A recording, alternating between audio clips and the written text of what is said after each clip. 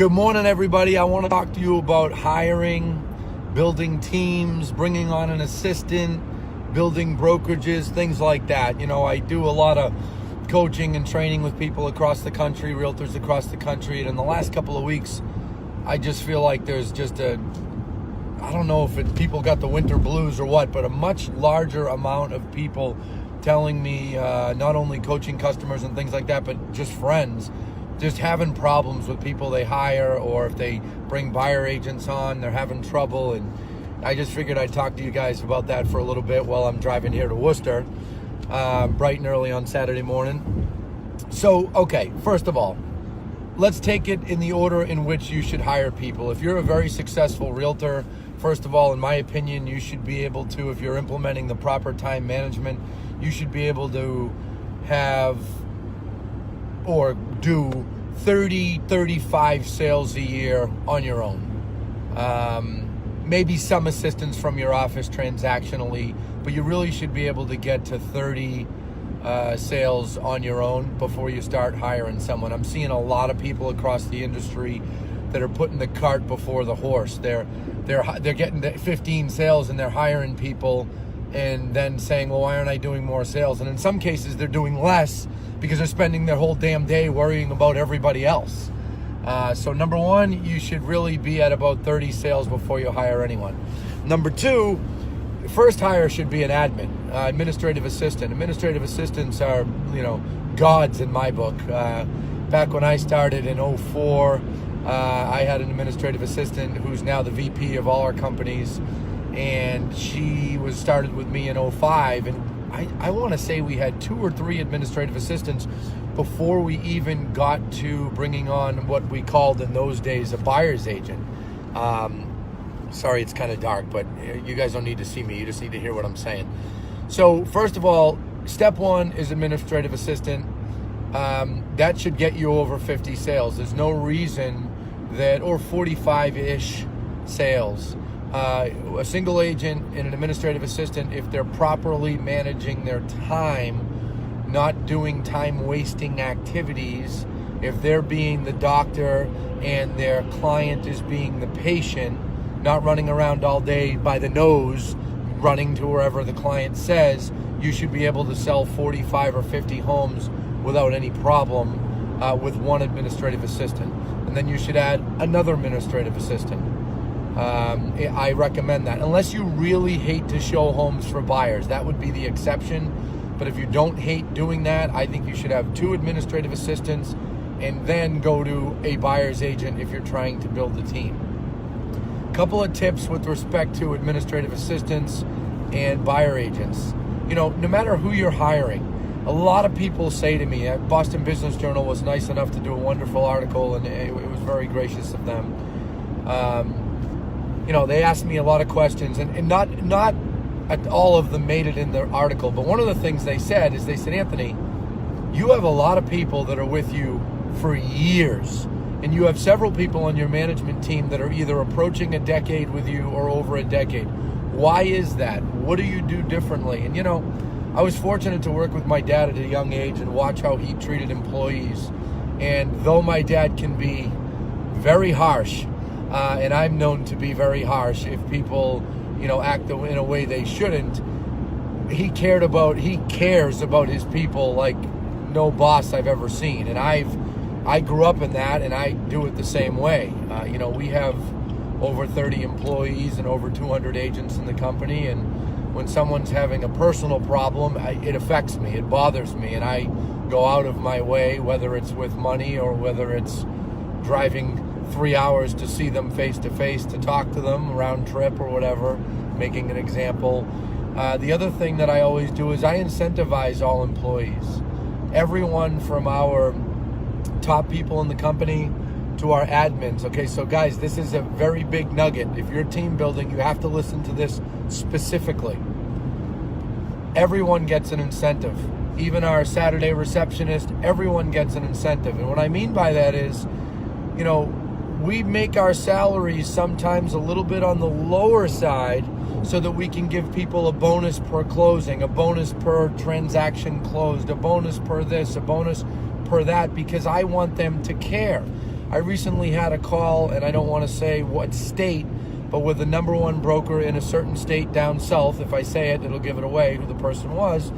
And this person said to me, I feel like none of my employees care. None of them care. And I knew what the problem was, but I asked the question. I said, okay, tell me something. How are you paying them? I knew the answer. Hourly. I said, okay. And are they getting any incentive? No. They come in, they should do their job, and they should care. I said, okay, and you think they're going to care because you tell them to care? He says, well, isn't that a job? I said, no. If they don't get a bonus per closing or some type of incentive per closing, why should they give a shit if it closes? Tell me that.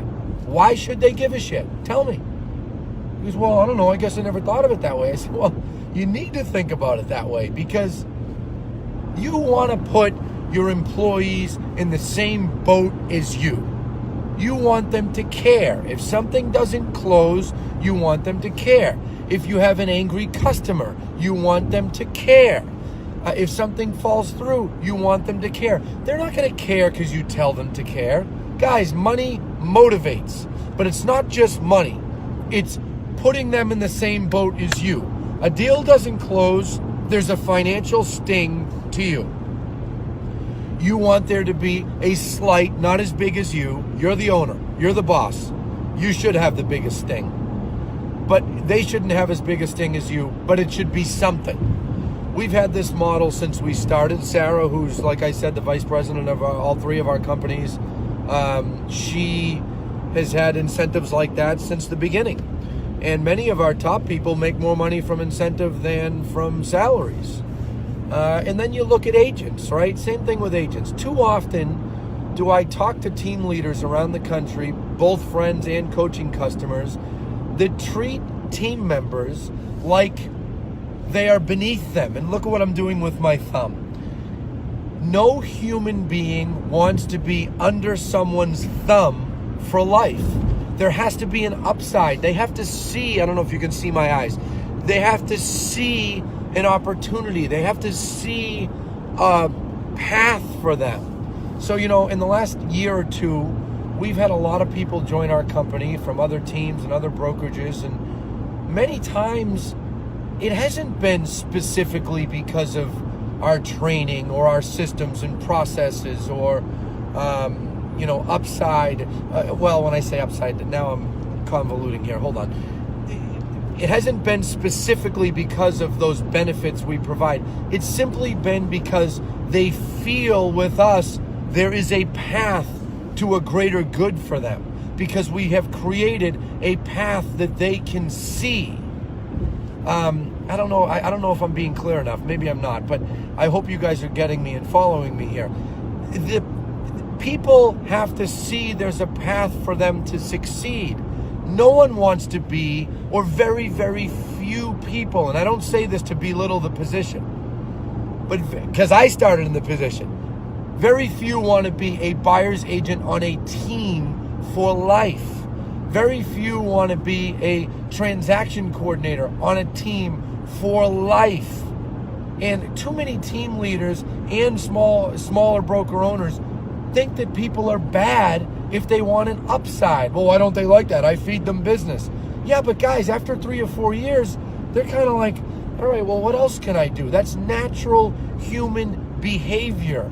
And if you aren't feeding that, John Cheplak, our recruiting coach and a kind of overall coach for us, I talk to him probably once a week.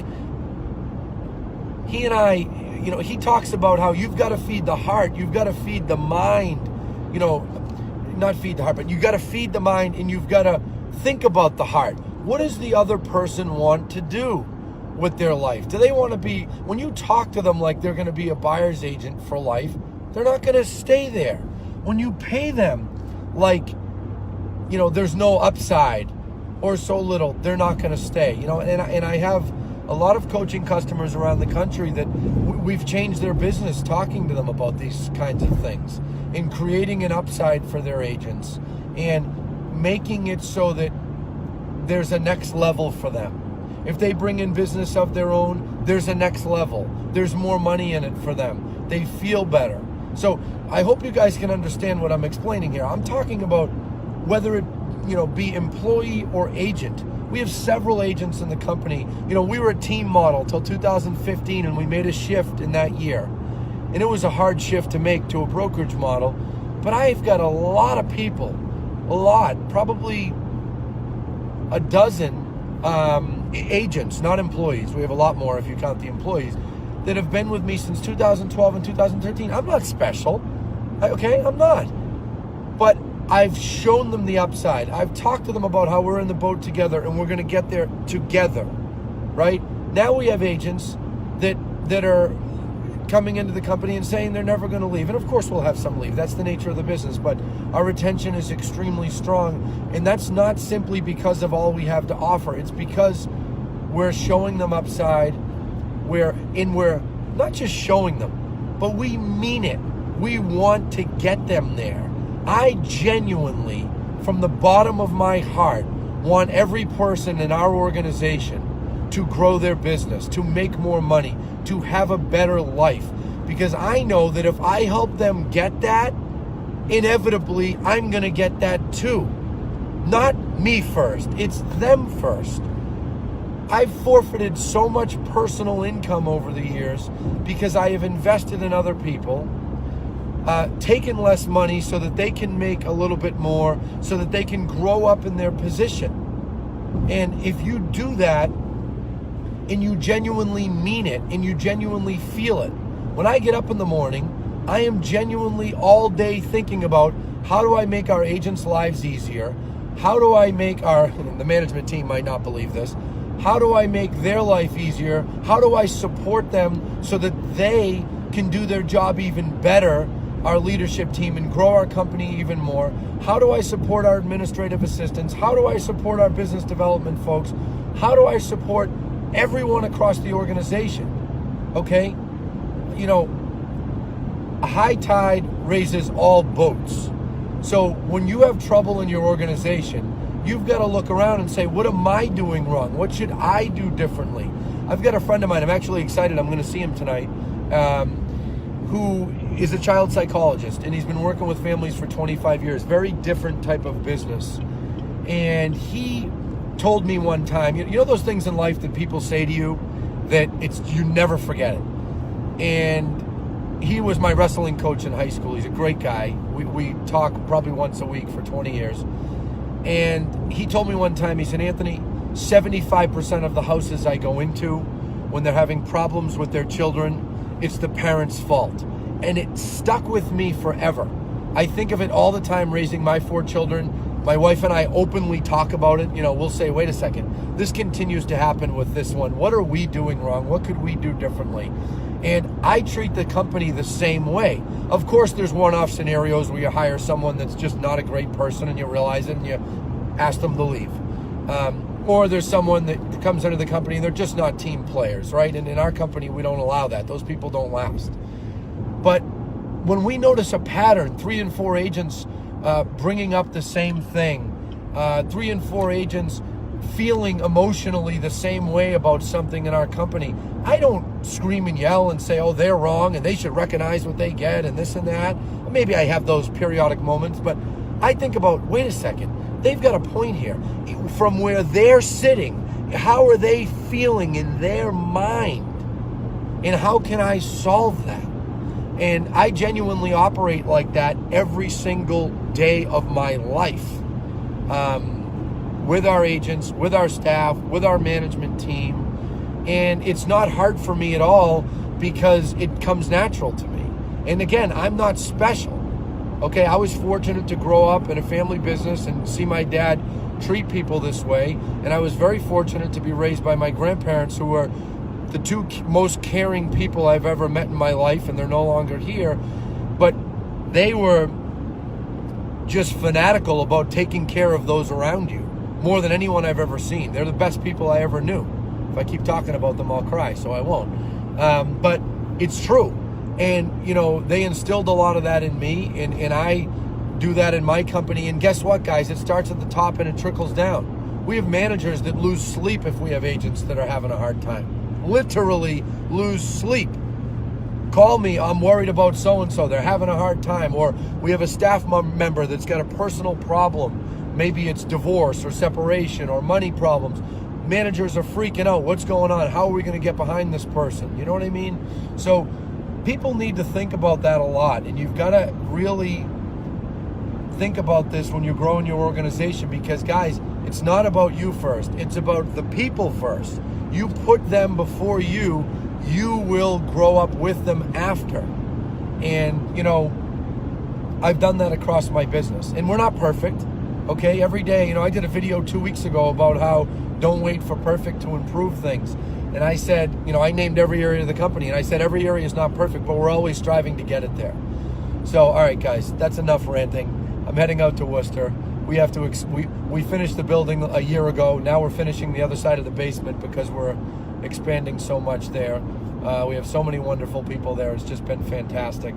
And it's our fastest growing office right now, and I'm happy about that. So heading out there for a 6 a.m. meeting with one of our field guys, our handyman, and then we have a framer coming at 8. So big day, guys. Have a wonderful weekend, everyone. I hope this video helps you. It's the longest Crush It video I've ever done.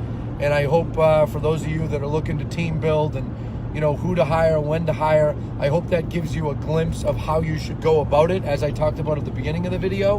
And I hope that gives you some insight into how I do it. End of rant. Thanks, guys.